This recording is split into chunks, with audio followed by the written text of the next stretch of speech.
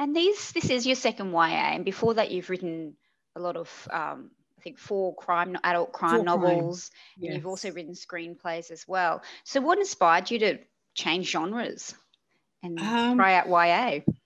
Well, I felt like with crime, I got a bit tired of the crime. Crime is always like bad news, but then you have to spin it as entertainment, which is quite fun and it's good. But I think, my daughter was really into, well, she was then a teenager, and she was like reading,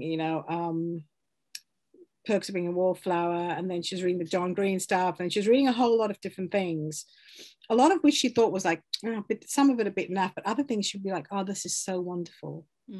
This is so wonderful. You should read this. And I read a couple. And I think what amazed me, what I thought was really lovely, is it wasn't what I was expecting. I expected it all to, and there's a big part of the YA genre that is very much dream fulfillment, and that's fine, because I actually adore dream fulfillment stuff, really. But what I found too was just that there was just a lot of YA stuff. I know this shouldn't have surprised me.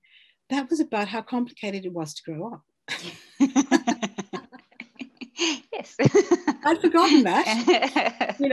I'd totally forgotten. Yeah, it was quite complicated.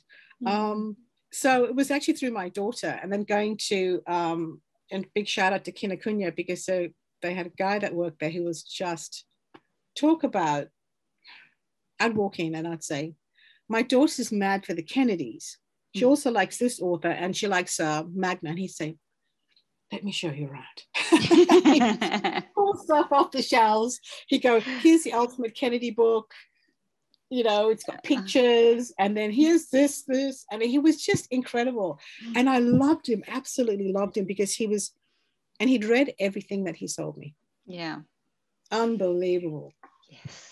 I love booksellers like that. I had a fight over him at Christmas time. I walked in, I saw him walk out of the staff room, and I ran.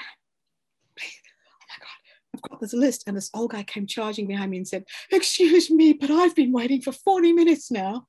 And I was like, fair dues, I'll wait. You take him first, I'll go second. But he was just that good. Yeah. So absolutely wonderful. But yeah, it was through my daughter that I was like, gosh, YA is really complex. It's like crime. It's a really broad church. There's so many different kinds in there. And I did, my first YA, I did try to write a fantasy. And it was really bad. It was really bad. And I realized it's because my only idea of fantasy was cliches. I couldn't get to the real. I tried to get to what was real, the base note of that story, and I just completely failed. Yeah. And I thought, okay, I better go back to basics. Yes. Yeah.